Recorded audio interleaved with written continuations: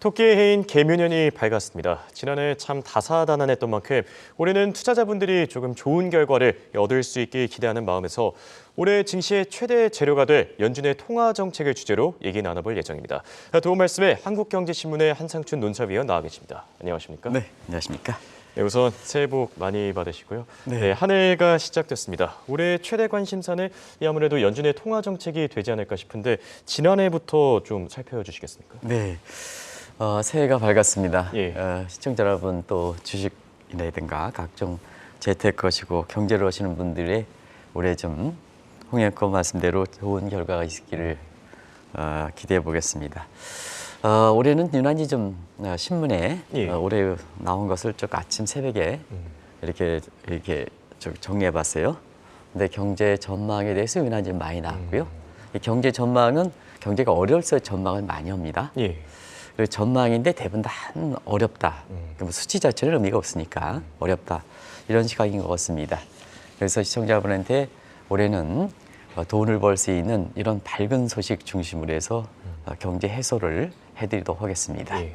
아무래도 그 돈을 벌기 위해서는 역시 페드의 그 통화 정책이 어떻게 될 것이냐 이게 가장 큰 변수이지 않냐 생각합니다. 예. 그런 측면에서 지난해에도 주식시장을 비롯한 재테크 시장이 어려운 데에는 페드의 그 통화 정책이 작년 3월부터 갑작스럽게 긴축적으로 변했기 때문에 그렇지 않습니까? 예. 그래서 그 과정은 아마 다들 아실 거로 생각합니다. 역시 세계에서 보면 정책 당국의 판단 미스 이것이 얼마나 큰 결과를 가져왔느냐. 특히 세계 중앙은행 격인 페드의 그 인플레에 대한 판단 미스가 얼만큼 세계에서 이렇게 그 국민들의 재산 손실을 가져왔는가 하는 것은 단적으로 나타난 것이 아닌가 생각합니다. 올해 같은 경우에도 이제 금리 인상의 내용은 다들 아실 겁니다. 예. 갤럽핀으로 금리 인상했고 한 가지 올해 들어서 이제 좀 희망을 갖게 되는 대목은 작년 12월 마지막 회의 때 그 이전까지 4차례 걸쳐서 자이언트 스텝 0.75%포인트 올리다가 0.5%로 낮춘 것. 이런 것이 이제 올해 희망을 던져주는 대목이죠. 예. 그리고 올해 그 페드의 통화 정책은 어떻게 될 것이냐 하는 이 측면에서 보면 역시 경기 침체와 피벗 간의 실랑이가 되지 않겠나 이렇게 보고 있습니다. 그래서 경기 침체가 많을 때 피벗과 이게 어느 쪽으로 이렇게 먹힐 것이냐가 올해 아마 이 얘기도 전문가들이 가장 많이 거론하지 않겠나 이렇게 보고 있습니다. 예. 대체로 보면 금리 인상은 좀 이렇게 정점을 지나가는 분위기고 여기에 그 피벗에 대해서 기대가 이렇게 새롭게 형성되는 만큼 빅테크라든가 특히 작년에 그 테슬라라든가 이런 쪽에 줄기차게 이렇게 사실 그 이 방송을 통해서는 일부 낙관적 기적과 달리 이렇게 테슬라라든가 빅테크 업종에 대해서는 좀 상당히 좀 안 좋은 얘기를 했었고 이것이 나스닥이 지난해 다우존스 지수가 한 8.8%, 예. 그다음에 S&P가 19% 대비해서 빅테크를 비롯한 나스닥 지수가 한 33% 가장 안 좋았지 않습니까? 예, 그렇죠. 올해 들어서는 이렇게 테슬라를 비롯한 빅테크 중에 이렇게 새로운 그 전기가 되지 않겠나 생각합니다. 그래서 저도 이제 테슬라와 관련돼서는 작년에 가장 비관적으로 얘기했습니다는 예. 올해 들어서는 테슬라에 대해서 상당 부분 좋은 쪽으로 아마 가닥을 이렇게 잡아서 좀 시청자한테 말씀드리겠습니다. 작년에 격변했던 테슬라의 주가를 우리 새롭게 만든 지금 이 앵커께서 이 PD께서 예. 이렇게 보여주는데요. 한 52주가 63% 떨어졌습니다. 아마 소확행분들 작년에 좀 어려운 그 이렇게 겪었던 만큼 올해 들어서는 상당 부분 희망을 던져주는 이런 쪽의 방송을 좀 많이 이끌어가고 그 가능성이 상당 부분 있는 것 같습니다. 예. 그런 쪽으로 방송들을 하도록 하겠습니다. 네, 쏟아지는 이 비관론과는 다르게 올해는 좀 긍정적으로 좋은 쪽으로 많이 해설해 주신다 이렇게 얘기해 주셨고요. 자, 연준의 통화 정책 한번 알아보겠습니다. 이 통화 정책을 알기 위해서 가장 중요한 점이 올해 페드 이 보드 멤버들 아니겠습니까? 네, 아무래도 이 보드 멤버가 금리를 결정하는 멤버들입니다. FOMC 멤버들은 이렇게 한 18명 정도 구성되어 있습니다는 금리 결정을 하는 사람들이 11명 정도 이 보드 멤버라 하는데요. 예. 올해 그 희망을 던져주는 대목은 작년엔 매파일색이었던 것은 보드 멤버들이 매파일색이었었거든요. 예. 근데 올해 새롭게 들어가는 사람들이 대부분 다 비둘기파 성향 내지는 중도파 성향을 갖고 있다 이렇게 보시면 되겠습니다. 작년에 아마 홍 앵커 뿐만 아니라 예. 아마 시청자분이 가장 눈에 가신 사람이 아마 블러드 총재가 아닌가 생각합니다. 예, 그럴 것 같습니다. 가장 이렇게 매파를 주장해서 주가를 떨어뜨린 이 주체인데요. 이분이 올해 교체됩니다. 아마 가장 주식 투자하는 입장에서는 이렇게 반가울 일이 아닌가 예. 생각합니다. 그리고 작년 5월서부터 이렇게 빅스텝 이하, 그다음에 2월서부터 자이언트 스텝의 금리 인상을 주도했던 사람들이 로레타 메서라든가 에스터 조지 이런 사람들입니다. 이분도 예. 다 교체가 됩니다. 그럼 이제 새롭게 들어온 사람이 누굴까 하는 것은 대체로 보면 비둘기 성향을 갖고 있는 사람들이 많다 하는 것을 말씀드리겠습니다. 그 대표적인 것이 아마 시청자 여러분 기억나실지 모르겠습니다. 대표적인 비둘기파가 오스빈 굴즈비라는 예. 사람이죠.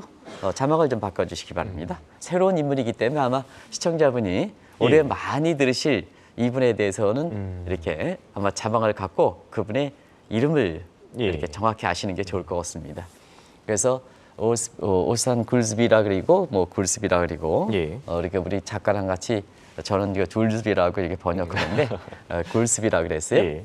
패트릭 카커, 그다음에 로리 레건. 그 중에 패트릭 카커 같은 경우는 대표적인 비둘기파다 이렇게 예, 되겠습니다. 특히 페드 내에서 입김이 누가 작용할 것이냐 이게 중요한데요. 지금 통화정책의 그 부의장이 아시겠으면 브레이너 이사입니다. 예. 브레이너 이사했다가 부의장입니다. 예. 이분의 입김이 강하게 2024년 그 대선을 앞둔 그 해임만큼 이분의 입김이 강하게 작용하지 않겠나 보였습니다. 그래서 최소한 연말에 상당 부분 증시에 대해서 어두운 분위기가 많습니다는 피벗이 본격화된다. 그래서 최소한 증시는 이렇게 최악경우 붕괴되지 않는다 하는 이런 쪽의 시각들을 버텀 라인에 그런 쪽으로 깔고 있다 이렇게 보실 수 있습니다. 여기에 또 지난해 이제 수차례 진단해 주신 주제가 있었죠. 이 연준이 고심했던 트릴레마. 과연 비둘기파로 채워진다면 이 고민을 좀 해결할 수 있겠습니까? 네, 2023년을 맞아서 이창용 한국은행 그 총재께서도 예. 경기와 물가는 트레이드 관계다 하는 이런 쪽에 올해가 예상된다 하는 바로 트릴레마 고충에 대해서 말씀을 하셨습니다. 예. 그래서 우리가 작년에 그렇게 많이 지적했던 트릴레마가 올해도 이게 풀리느냐 이 여부도 페드의 통화정책, 한국은행의 통화정책에 굉장히 또 증시를 비롯한 외환시장에서 영향을 미칠 거로 보이는데요. 뭐 트릴레마는 뭐 다들 아실 거로 생각합니다. 트리플 플러스 딜레마에서 그러면 트리플은 뭘까? 경기와 금리와 인플레 간의 서로 상충관계다 이렇게 됐습니다. 물가 안정을 위해서 금리를 더 올리면 경기가 더 침체되겠죠. 근데 지금 경기 침체가 올해 그 모든 신문의 경제 전망 이건 우리 국내 언론뿐만 아니라 해외 언론도 전부 경기 침체라는 게 하지슈가 지금 등장하고 있지 않습니까? 예, 그렇죠. 이런 상태에서 인플레를 작년처럼 잡기 위해서는 경기가 작년 8월 잭슨홀 미팅까지는 경기가 괜찮다는 시각에서 인플레만 잡으면 오히려 경기가 거꾸로지는 문제가 발생한다. 이게 이 총재께서 말씀하신 내용이 아닌가. 그 문제는 페드도 동일하게 당하고 있다고 보여졌습니다. 경우에 따라서는 지금 내년도에 이렇게 미국도 대선도 있고 우리나라에 총선도 있기 때문에 예. 사실 인플레보다는 경기 부양 쪽에 오히려 초점이 맞춰질 가능성도 있습니다. 이런 것이 올해 희망을 갖게 되는 대목이거든요. 한마디로 지난해처럼 인플레만 잡기 위해서 금리를 올리고 QT 같은 긴축 정책을 추진할 수 있는 상황은 아니다 하는 이 대목을 말씀드리겠습니다. 근데 그런 것이 이제 어느 정도 희망을 던져줬던 대목이 작년 12월 FOMC 회의죠. 예. 그 이전과 그 이후 간의 피벗에 대한 기대감을 한번 잠시 보겠습니다. 또 경기 침체에 대해서 우려와 우려치 않는 것과 보겠습니다. 종전에 같은 경우 11월 달까지죠. 예. 인플레가 잡힐 때까지 금리 인하는 기대가 금물이다 이렇게 못을 박았습니다. 이때는 뭐냐? 인플레가 불거졌었고 경기에 대해서 어느 정도 침체에 대해서는 침체 우려가 되지 않는다 하는 차원이었습니다. 그런데 12월 달 같은 경우에는 오히려 이제 피벗은 단행하지만 인플레 문제에 대해서 잡히는 것은 기대가 좀 아직은 시기상조다 하는 쪽으로 다소 뉘앙스가 바뀌었거든요. 예. 여기 이제 인플레가 여전히 불안하다. 근데 피벗은 0.75에서 0.5로 내렸지 않습니까? 그런 과정이 올해 사실 연준의 트릴레마 고민 상태에서 이것을 어떤 각도로 풀 것이냐 하는 측면이거든요. 지금 상태에서 만약에 인플레를 잡다가 경기가 굉장히 침체되면 제2 에클스에 해당되는 파월의 에클스 문제. 뭐 이건 뭐냐? 물가를 잡기 위해서 경기를 희생시키는 문제죠. 예. 이 문제가 올해 굉장히 많이 부각될 거로 이렇게 봅니다. 이 점에 있어서 12월 달에 뉘앙스를 어느 정도 깔고 있는 것이 아닌가 생각합니다. 그래서 올해는 피벗을 본격적으로 단행한다 하는 것으로 시청자 여러분께 말씀드리겠습니다.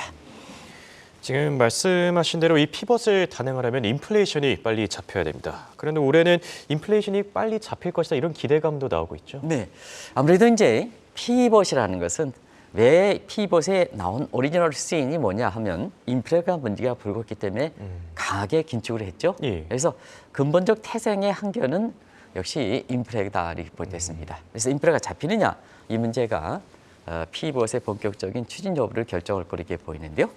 그런 각도에서 보면 일단은 외형상으로 소비자 물가 같은 경우에는 물가가 잡히고 있죠. 그래서 작년 그 6월 달에 9.1 여기서 나왔습니다는 예. 그 중간 과정은 쭉 하락세기 때문에 뺐습니다. 의미가 있는 것만 정리해드리겠습니다. 예. 그래서 10월 달에 8%대에서 7%대로 처음으로 내렸죠. 예. 7.7%. 그리고 한 달 후에 11월 달 같은 경우는 7.1%로 저게 굉장히 빨리 떨어지고 있다 이렇게 보시됐습니다. 7.7에서 7.1로 빨리 떨어지고 있다. 아직 12월 달은 이렇게 1월 10일 전후에서 발표될 거로 이렇게 보이는데요. 이게 속도가 빠르다. 왜 그럴까 하는 측면에서는 사실은 저 인플레 지표에서 우리가 후행 지표에 해당되는 임금 상승률과 집값 하락률 이런 것은 반영되지 못하고 있습니다. 다시 말하면 임금 상승이 높고 집값이 상승할 때 11월 달까지 저 잡히고 있다고 보이됐습니다. 그런데 사실 그 임대료라든가 임금 상승이 같은 경우는 대표적으로 후행 지표이기 때문에 내년부터는 본격적으로 이것이 반영되지 않겠느냐. 그러면 우리 홍앵커랑 이혜영 캐스터께서 11월서부터 자주 등장하는 것이 임대료가 많이 떨어졌습니다. 예. 임금 상승이 많이 떨어졌습니다. 그리고 생산성을 감안한 단위 노동비용이 많이 떨어졌습니다. 이런 것이 사실 11월 이후의 지표니까 경우에 따라서는 12월, 내년 1월 달에 발표되는 12월 달, 그리고 그 이후의 지표에서는 이것이 반영되지 않겠나 이렇게 이제 보고 있습니다. 그래서 지금 홍앵커 말씀하신 대로 내년에 올해죠. 예. 올해 인플레가 경우에 따라서는 빨리 잡힐 수가 있다 하는 그런 쪽의 기대가 나온다고 보게 됐습니다. 또 하나의 공급 측 사이드에서는 예. 러시아 우크라이나 간의 전쟁 문제죠. 이 문제도 외신을 통해서 이렇게 보면 어느 형태든 간에 작년에 전쟁이 지속된다 하더라도 작년만큼 공급망 파악에는 이렇게 어려울 것 같습니다. 오히려 지금 상태에서는 전쟁을 상시화하는 각도에서 공급망이라든가 이런 부분에 많이 회복된 상태고 예. 기업들 입장에서는 우크라이나와 사실 그 러시아 간의 전쟁 문제를 해서 갑자기 재고 부족 문제가 물가를 올리는데 굉장히 크게 했는데도 불구하고 지금은 그런 상황을 감안해서 원자재 재고를 아까 최부하 캐스터께서 상세히 설명해 주셨습니다는 예. 재고를 많이 쌓여있는 입장이거든요. 또 한 가지는 작년에 물가 문제에 있어서는 사실상 달러 강세 부분 이 대목에 있어서 나머지 국가들은 수입 물가 상승에 따라서 사실 물가가 급등한 측면도 있거든요. 그렇기 때문에 이러한 세 가지 요인은 작년보다는 많이 물가 안정 쪽으로 가닥이 잡힌다는 측면이 수요 사이드와 공급 사이드에서 물가를 안정시키지 않겠나 하는 이런 측의 기대가 나온다고 보겠습니다. 그렇다고 본다면 피벗이라든가 이런 거는 속도를 내서 추진할 수 있는 가능성도 배제할 수 없다는 것을 말씀드리겠습니다. 여기에 지금 또 다른 관심사가 아무래도 연준의 최고금리가 되지 않을까 싶습니다.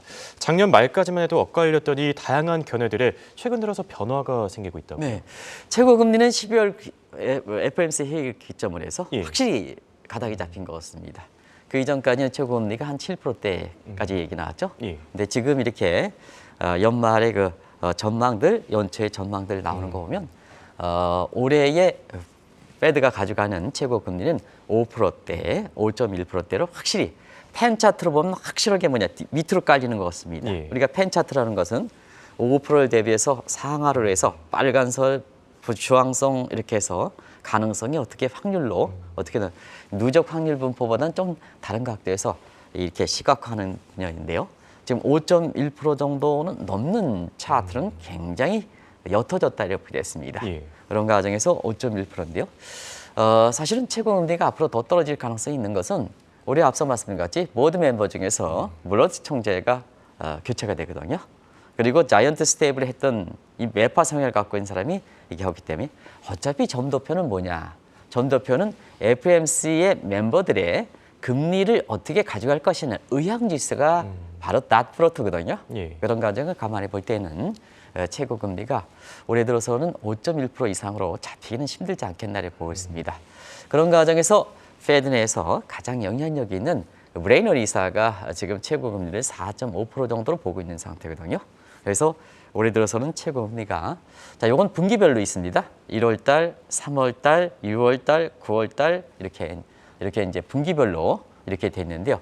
이럴 때 뭐냐? 점도표 상에 나타나는 최고 금리가 갈수록 하향 조정되지 않겠나 이렇게 이제 보고 있습니다. 그래서 작년 3월부터는 최고 금리는 10월 달까지 계속해서 상향 조정됐고 증시의 부담.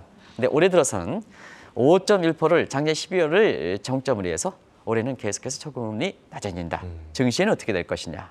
그러면 금리에 민감한 빅테크를 비롯해서 테슬라라든가 이런 업종에 있어서는 작년보다는 분위기가 많이 바뀔 것이다 이렇게 보시면 되겠습니다.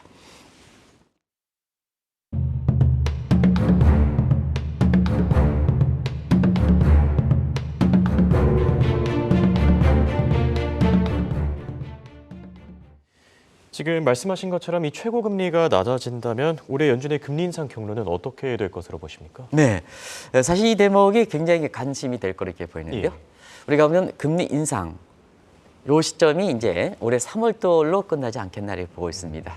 그러냐면 최고 금리가 5.1%로 이렇게 본다면 작년 12월 달에 금리를 0.5% 포인트를 올려서 지금 금리를 올릴 때는 하단이 아니라 상단이거든요. 예. 항상 그렇습니다. 금리를 올릴 때는 상단을 기준으로 한 거거든요. 지금 밴드 폭이 있지 않습니까? 예. 예를 들어서 4.2에서 4.5%인데요. 상단이 4.5, 긴축되는 4.5%거든요. 이런 상태에서는 지금 5.1%로 본다면 지금 상태에선 50bp 정도. 그러면 금리 인상 시기는 1월 말에 이제 우리 시간으로는 이제 2월 달이 되겠죠. 1월 말에 0.25%, 3월 달에 0.25%를 가져가지 않겠나를 보고 있습니다. 그리고 앞으로 사실은 굉장히 향후에 점도표 사항에 앞으로 하향 조정될 것이냐 상향 조정될 것이냐 하는 측면에서 그 측면에서 시청자분들이 또 주식자에서 포인트를 가져야 될 게 결국은 소비자 물가 상승률과 그 다음에 최고 금리가 교차 시점. 지금 이제 7.1%인데요. 예. 이게 낮아지면서 최고 금리가 5%대 보면 교차 시점. 이것이 페드의 통화 정책에 있어서 큰 전환점이 되지 않겠나. 이 전환점에서 예상대로 4월 정도에 CPI 상승률이 5%에 접어들고 최고 금리가 5%대, 3월까지 5%대를 올린다면 이 교차 시점이다. 그런 관점에서 보면 이때 정도에는 빠르면 증시를 비롯해서 이런 쪽에 큰 그 하나의 획을 그을 수 있는 이런 대목이지 않겠느냐. 이때 많이 나올 수 있는 대목들이 결국은 금리 인상 국면은 이렇게 끝났다. 이런 쪽의 얘기도 나올 수가 있다. 그런 측면에서 심리적 개선 효과라든가 이런 측면에서 증시 하나의 전환점도 될 수 있다고 보겠습니다. 그런 거를 반영한 것이 바로 제러미 시겔이라든가 이런 사람들이 올해 주가가 경우에 따라서는 20% 정도 올라갈 수 있다 하는 이 대목을 얘기한 것이 아닌가 생각하고요. 그리고 여기 자막이랑 저랑 이제 여기 됐습니다. 예. 이렇게 해서 이게 제러미 시겔의 얘기인데 이걸 좀 구체적으로 질문 7번 질문에 구체적으로 시기를 한번 보도록 하겠습니다. 예, 지금 말씀하신 대로 일부 IB들 사이에서는 최고금리 전망이 엇갈리고 있습니다. 일부 일각에서는 6.5%까지 제시하고 있는데 어떻게 생각하십니까? 네, 지금 이제 12월 계기에서 최고금리에서 가장 비관적으로 나오는 기관들을 한번 보겠습니다. 예. 그게 JP 모건이다 이렇게 됐습니다. 그래서 올해 가장 비관적, 인플레 잡히지 않는다, 가장 비관적. 그래서 6.5%가 최고금리인데요. 이렇게 될 때에는 지금 4.5%죠. 예. 그러면 6.5%면 200bp 정도죠. 그러면 올해도 이제 8차례 걸쳐서 페드 회의가 있죠. 0.25%씩 1년 내내 올리는 경우다. 이렇게 이제 보시면 되겠습니다. 이런 것이 이제 되는데요. 한 가지 말씀드리면 우리가 보면 기준금리가 이렇게 올라간다 하더라도 시장금리는 그렇게 올라가진 않습니다. 이게 이제 전형적으로 보면은 사실 앨런 그린스펀 수석기다 이렇게 보시겠는데요. 지난해를 한번 보겠습니다. 예. 지난해 그 기준금리 인상폭이 425bp입니다. 4.25%포인트. 정말 많이 올렸죠. 그렇죠. 정말 그 통화정책 시착의 9에서 1년인데 과거 보면 그쪽에 한 번, 두 번 정도 이렇게 단행이 될 거로 생각하는데 자, 이게 3월서부터 12월까지 저게 뭡니까? 4.25%포인트 425bp를 했습니다. 결정적으로 페드의 실수다 이렇게 보이됐습니다. 그래서 그런지 시장에서는 10년물 금리 같은 경우에는 절반에 그쳤습니다. 이게 이제 올해 들어서 최악의 경우 1년 내내 0.25%씩 올린다 하더라도 시장금리가 더 중요하다 이렇게 보여지는데요. 결과적으로 시장금리에서 가장 이렇게 중요한 선이 4.2%의 공포거든요. 예. 올해 9월 달에 증시 붕괴론자 이런 사람들이 얘기했던 것이 4.2%. 근데 4.2%선은 사실 그 위에 넘지 않았거든요. 예. 그런 과정에서 다우존스 지수가 일부 테슬라라든가 이런 쪽에 좀 기업 자체 요인이 이렇게 있는 것을 제외하고는 다우존스 같은 경우에는 오히려 주가가 떨어지지 않고 올라갔던 배경이고 우리 코스피도 2100에서 2500까지 갔다가 차익 실현 또 연말에 이렇게 대주장도 차익에 대해서 요거 줄이기 위해서 매물 나오는 것 요건 이제 시장의 본질적 문제는 다르거든요. 예. 다른 거는 주가가 2200선을 이렇게 내려잡았습니다는 결과적으로 2100번의 9월 말보다 더 오르는 배경이거든요. 여기에 시장 금리가 기준 금리만큼 올라가지 않는 요인이다 보이겠습니다. 그런 과정에서 최악의 경우 올해 들어서 200bp 1년 내내 이렇게 올린다 하더라도 0.25%씩 25bp씩 올린다 하더라도 주가는 분격되지 않는다 이렇게 보시면 되겠는데요. 그런 과정에 수급 요인을 보겠습니다. 예. 주식과 채권의 숏포션이 지금 되는 상태고요. 팔문장은 계속 다 팔았다. 그래서 기준금리가 올리더라도 팔 게 없다. 물론 이제 팔 게 있겠지만 예. 작년처럼 이렇게 주가가 올라가는 과정에서 주식 매물이 많았던 때와는 다르다 이렇게 보이겠습니다. 결과적으로 보면 기준금리 인상에 비해서 채권금리는 시장금리는 오르지 않는다. 그만큼 오르지 않는다. 그래서 그립선 스포키.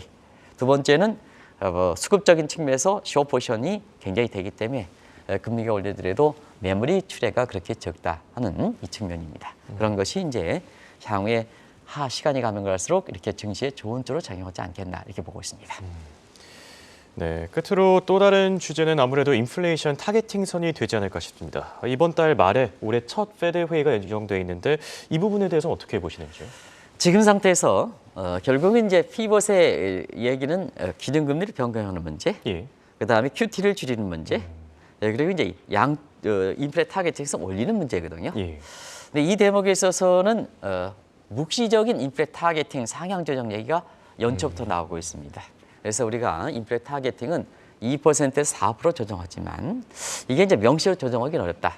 그러면 이제 조정하지 않더라도 내부적으로 인플레 타겟팅 선을 어떻게 갖고 있느냐. 요거 이제 중요한 겁니다. 예. 그런 측면에서는 앞으로 소비자 물가를 내리더라도 지금 인플레 타겟팅 선을 2%까지 내리기는 어렵다. 경기가 그만큼 희생이 강하다는 얘기죠. 예. 그런 측면에서 묵시적 인플레 타겟팅 상향 조정은 명시적으로는 너무 인플레에 대한 기대 심리를 지금 상태에서 인플레 타겟팅을 명시적으로 4% 좀 올리면 인플레 기대 심리가 다시 폭발할 가능성이 있거든요. 그러다 보니까 그렇다고 해서 2%까지 줄이면 경기 침체 문제가 나오니까 결국 내부적으로는 인플레 타겟팅 선을 4%로 운영한다. 그러면 지금 7.1%에서 2% 내릴 때보다도 4%대 내릴 때 그만큼 금리 인상이라든가는 부담이 적어지겠죠. 예, 그렇죠. 그런 측면에서 향후에 이 대목도 굉장히 증시적인 측면에서는 주목할 사항이다 하는 걸 말씀드리겠습니다. 네, 이렇게 오늘은 올해 예정돼 있는 이 페드의 통화 정책을 주제로 얘기 나눠봤습니다. 지금까지 도움 말씀에 한국경제신문의 한상춘 논사위원이었습니다. 대단히 고맙습니다. 네, 고맙습니다.